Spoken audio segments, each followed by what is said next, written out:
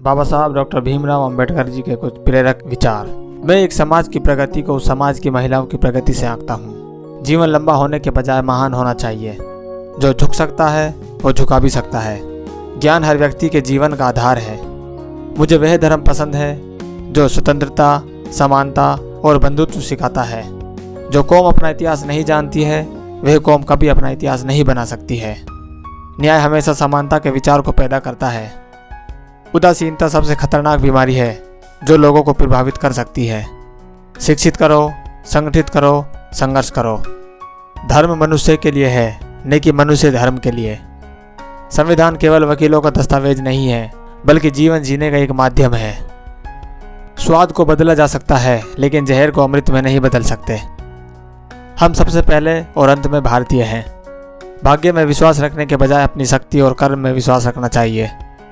एक इतिहास लिखने वाला इतिहासकार सटीक, निष्पक्ष और ईमानदार होना चाहिए। समानता एक कल्पना हो सकती है, लेकिन फिर भी इसे एक गवर्निंग सिद्धांत के रूप में स्वीकार करना होगा। हिंदू धर्म में विवेक, कारण और स्वतंत्र सोच के विकास के लिए कोई गुंजाइश नहीं है। इतिहास गवाह है, जब नैतिकता और अर्थशास्त्र के बीच संघर्ष हुआ है, वहाँ जीत हमेशा अर्थशास्त्र की होती है।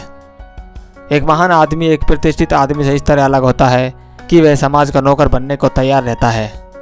इस पूरी दुनिया में गरीब वही है जो शिक्षित नहीं है। इसलिए आधी रोटी खा लेना, लेकिन अपने बच्चों को जरूर पढ़ाना।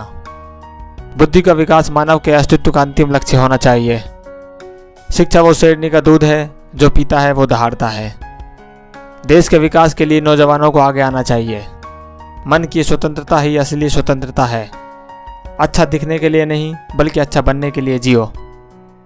महान प्रयासों को छोड़कर इस दुनिया में कुछ मूल्यवान नहीं है। शिक्षा महिलाओं के लिए भी उतनी ही जरूरी है जितनी पुरुषों के लिए। छिने हुए अधिकार भीख में नहीं मिलते, अधिकार वसूल करने पड़ते हैं। देश के विकास से पहले हमें अपनी बुद्धि के विकास की आवश्यकता है। शिक्षा सभी के लिए समान रूप से उपलब्ध होनी चाहिए। विद्यार्थी की पहचान ज्ञान से होती है, फिर चाहे उसकी जाति, धर्म या आर्थिक स्थिति कैसी भी हो।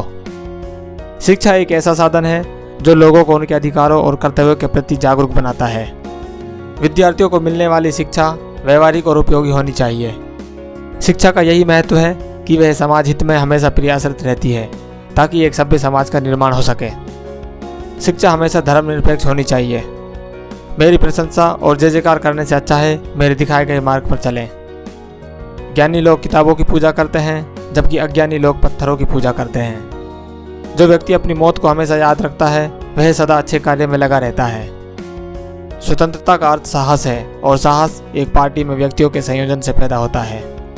संवैधानिक स्वतंत्रता का कोई अर्थ नहीं है जब तक आप सामाजिक स्वतंत्रता प्राप्त नहीं कर लेते।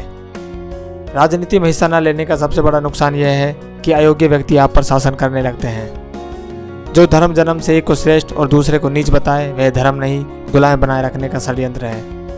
पति पत्नी के बीच गहरे मित्रों के समान संबंध होने चाहिए। मैं राजनीतिक सुख भोगने नहीं, बल्कि दबे हुए अपने भाइयों को अधिकार दिलाने आया हूँ। भाग्य से ज़्यादा अपने आप पर विश्वास करो।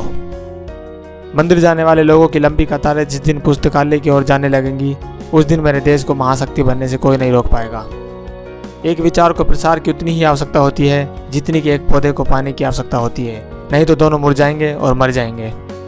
समाज में अनपढ़ लोग हैं, ये हमारे समाज की समस्या नहीं है। लेकिन जब समाज के पढ़े लिखे लोग भी गलत बातों का समर्थन करने लगते हैं और गलत को सही दिखाने के लिए अपनी बुद्धि का उपयोग करते हैं, यही हमारे समाज की समस्या है।